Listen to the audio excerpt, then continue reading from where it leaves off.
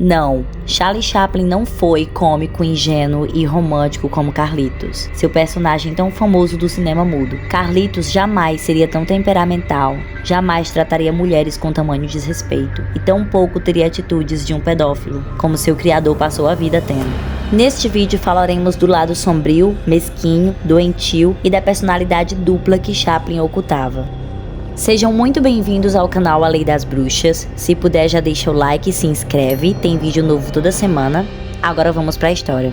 Charlie Spencer Chaplin nasceu em Londres, Inglaterra, no dia 16 de abril de 1989. Era filho de Charlie Chaplin Sr. e Hannah Hill Chaplin, e também tinha um irmão mais velho chamado Sidney, que era apenas por parte da mãe, e outro meio-irmão chamado Willa Dryden, por parte de pai, mas que viveu longe e só descobriu da existência do seu meio-irmão em 1915, quando Chaplin estava com 26 anos e ele com 23. Os pais de Chaplin eram atores e cantores, então nós podemos dizer que o talento dele veio de berço. O casamento dos pais não durou muito tempo, eles se divorciaram quando Chaplin tinha apenas 1 ano, e por isso ele não teve muito contato com seu pai. Além disso, o pai tinha problemas com bebida e não ajudava a sustentar seus filhos. Agora, sobre a mãe de Chaplin, é dito que ela era considerada muito boa com os filhos, mas que era uma esposa infiel e que o pai de Chaplin desconfiava de que ele fosse realmente seu filho. A mãe tinha problema de saúde, vivia de altos e baixos, até que precisou ser internada em um hospital psiquiátrico.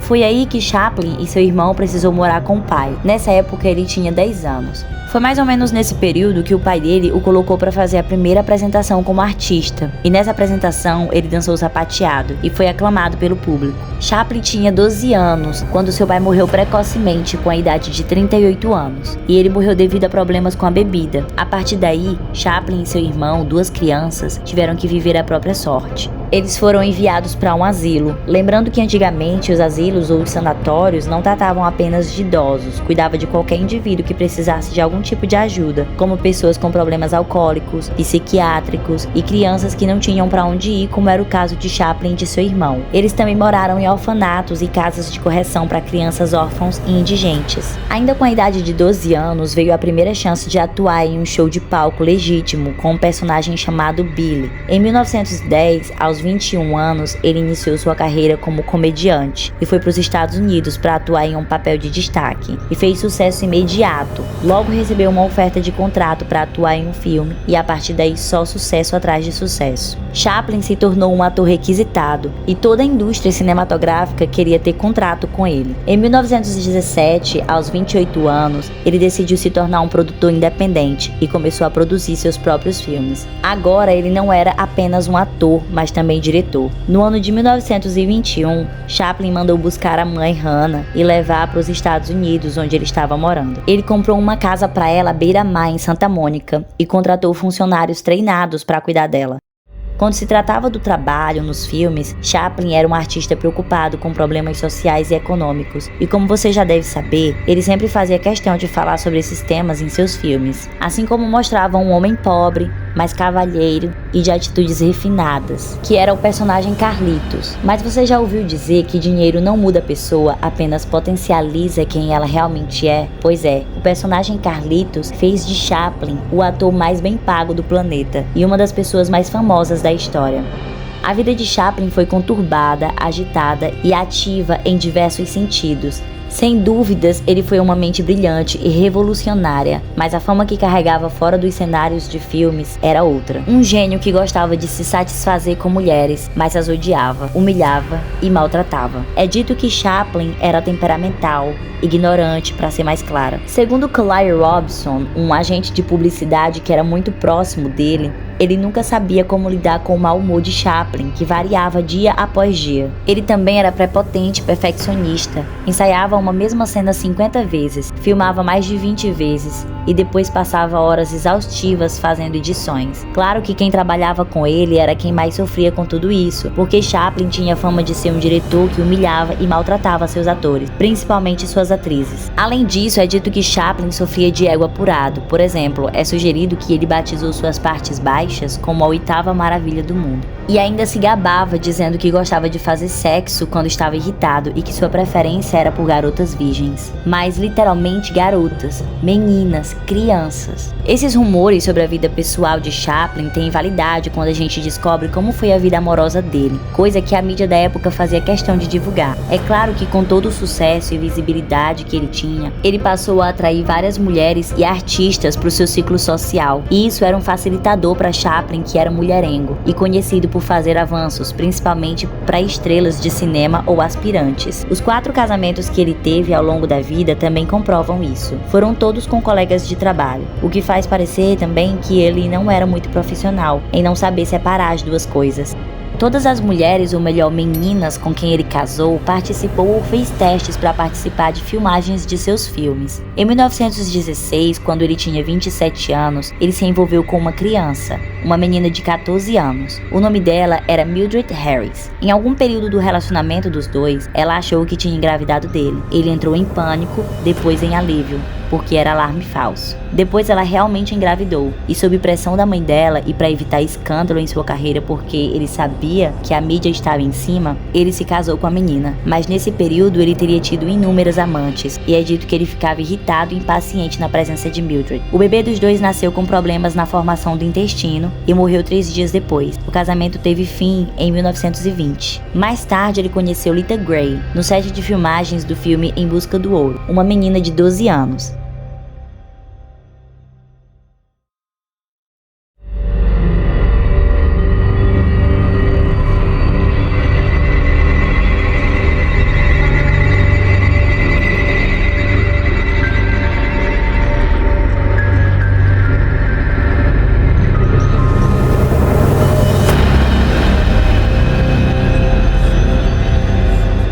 Não se sabe se eles se relacionaram em algum momento quando ela ainda tinha 12, mas no livro A Vida Íntima e Sexual de Gente Famosa, conta que quando ela estava com 15 e ele com 35, na tentativa de conseguir o que ele pretendia com ela, ele teria tentado abusar dela em um quarto de hotel que ela estava ocupando. Ele teria beijado ela na boca e no pescoço, enquanto as mãos corriam pelo corpo dela. Poucos dias depois, eles estavam tendo um romance à base de uma promessa de casamento que ele teria feito a ela. Ele teria dito a Lita que no dia e na hora certa eles fariam amor. Algumas semanas depois disso, ele teria realizado as suas intenções com ela na sauna a vapor da sua casa em Beverly Hills. Lita Grey engravidou dele em 1924 quando ela estava com 16, e quando ele soube, tentou convencer ela de abortar, mas ela não aceitou. E então ele teria feito uma segunda proposta, que algum jovem fosse escolhido para casar com ela pelo valor de $20.000, proposta que ela também negou, e ameaçado por uma acusação de estupro e pelos costumes da época, ele teve que casar com ela. Mas no dia do casamento ele teria dito o seguinte pra Lita: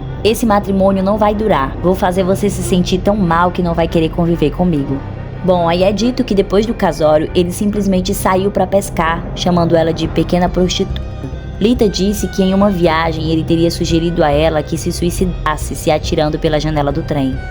Ele afirmava que ela era apenas uma buscadora de ouro que pretendia acabar com sua carreira. O casamento durou apenas 2 anos. Lita pediu o divórcio, acusando Chaplin de apontar uma arma para ela quando ela estava grávida, exigindo que fizesse um aborto. Além de acusá-lo a exigir que ela realizasse seus desejos sexuais, em suas palavras, doentios, não naturais, pervertidos e degenerados. Com ela ele teve 2 filhos. Mais tarde ele se casou novamente, dessa vez com uma menina chamada Paulette Goddard. Paulette Goddard foi protagonista no filme Tempos Modernos. Os dois se conheceram em 1932, quando ela tinha 21 e ele 43, uma diferença de 22 anos. Eles se casaram em 1936. Paulette e Chaplin se divorciaram em 1942. O último casamento dele foi com Ona O'Neill, em 1943. Ela tinha 18 anos e ele 53. Eles tinham um ao outro como alma gêmea. Se você que está assistindo a esse vídeo está só, não se preocupe. Pode ser que a sua alma gêmea vá nascer daqui 35 anos, que é a diferença de idade entre Ona O'Neill e Chaplin. Bom, ao que parece, Ona O'Neill convivia bem com a personalidade que o marido carregava, e pelo menos as biografias deixam a entender que eles foram felizes. Agora, quando eles dois já moravam juntos, uma suposta amante começou a perseguir ele, quebrava janelas e invadia a casa do casal, e em uma ocasião, com uma arma na mão, ela ameaçou se matar. Ela estava grávida grávida de 3 meses e gritava aos 4 ventos que o bebê era de Chaplin. Chaplin chamou a polícia e ela foi detida por 1 mês. Quando ela saiu, ela o processou e ele teve que pagar a pensão até a menina completar 21 anos, mas nunca reconheceu como filha. Chaplin teve ao todo 11 filhos. Com Mildred Harris teve 1,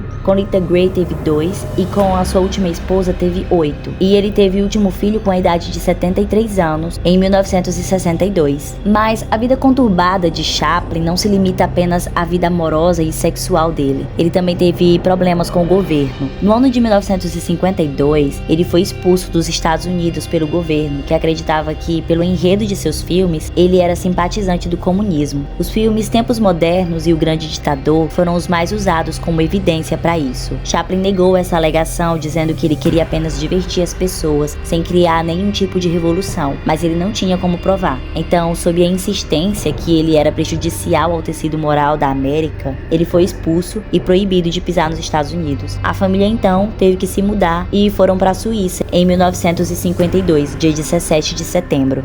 Ao que parece, a cidade de Coursières-sur-Vivie, na Suíça, que era pacata e tranquila, juntamente com o passar dos anos que fazia com que Chaplin ficasse mais velho e, digamos, cansado, ele ia se acalmando em relação ao seu comportamento assediador com mulheres e meninas. Mas é dito que no auge desse comportamento ele se gabava de suas conquistas e chegou a confessar ter tido relação sexual com mais de 2.000 mulheres. Em uma entrevista para uma revista americana, Vanity Fair, em 1926, quando perguntado sobre sua mulher ideal, ele teria dito: "A mulher ideal é aquela na qual não estou exatamente apaixonado por ela, mas ela está completamente apaixonada por mim." Quem conviveu com Chaplin diz que ele tratava mulheres de respeito com timidez, mas com mulheres mais soltas, ele fazia brincadeiras do tipo usar a bengala para puxar elas pelo pescoço ou pelas pernas, e que tinha costume de recitar passagens eróticas do escritor romancista Fanny Hill para elas. Ele era, na verdade, preconceituoso para com o sexo feminino e só objetivava a existência da mulher. Talvez por isso ele simplesmente não conseguia sentir atração e desejo por mulheres de sua idade, apenas por garotas jovens e de preferência virgens. No livro O Contraditório Vagabundo, de Joyce Milton, é mostrada uma fala de Chaplin de uma conversa dele com Dolores Fonnier, explicando que ele tinha paixão pela irmã mais nova dela, chamada Maybelle, de 12 anos. Ele dizia o seguinte: "Eu tinha uma atração violentíssima por meninas de apenas 10 ou 12 anos. Sempre me apaixonei por meninas, não num sentido erótico, era engraçado, não num sentido sexual. Gostava apenas de acariciá-las e afagá-las, não apaixonadamente, só por tê-las em meus braços."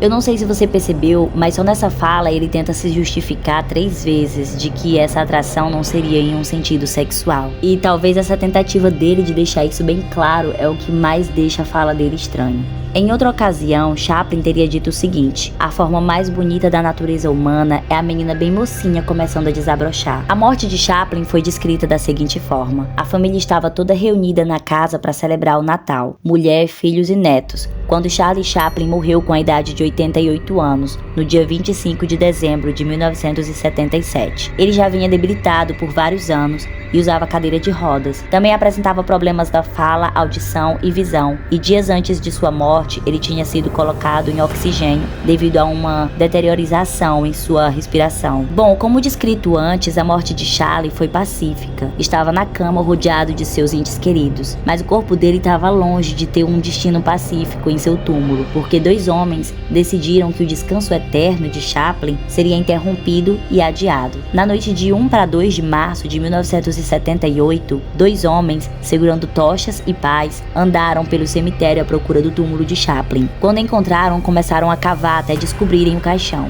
O caixão era feito de carvalho e pesava cerca de 135 quilos. Os 2 tiraram o caixão dali, andaram com ele pelo cemitério até chegar na caminhonete deles. Todo o processo do sequestro do caixão, com o corpo de Chaplin dentro, durou mais ou menos 2 horas. Os 2 ladrões eram mecânicos de automóveis desempregados. Tinham 24 e 38 anos. Era um imigrante da Polônia chamado Vardas, que foi quem teve a ideia do roubo, e outro da Bulgária chamado Ganev. Os 2 sonhavam em montar juntos a própria oficina mecânica e estavam procurando um jeito de conseguir dinheiro, e tinham ouvido sobre um crime parecido na Itália, que tinha dado certo. Então, já no ato, em posse do caixão, eles dirigiram até um campo de milho, cavaram um grande buraco e esconderam o caixão ali. O túmulo vazio foi descoberto no dia seguinte por um homem que passeava pelo cemitério e achou estranho um túmulo vazio com marcas na terra que mostrava que algo da espessura de um caixão teria sido arrastado. Assim, ele avisou o encarregado do local, que contatou a polícia. Depois que os boatos e as teorias estavam a todo vapor,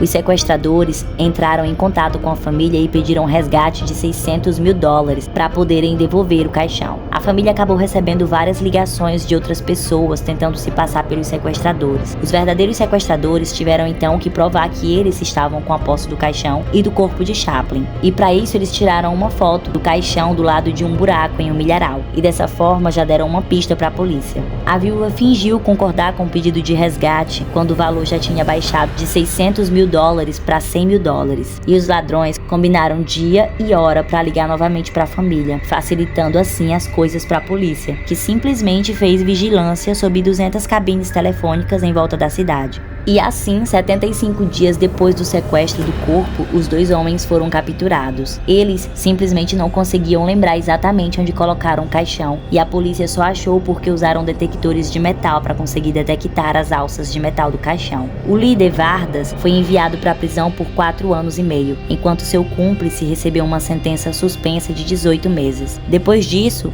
o corpo de Chaplin foi enterrado novamente e dessa vez passaram uma placa de concreto por cima do túmulo. Chaplin não teve só a vida conturbada, mas também a sua morte.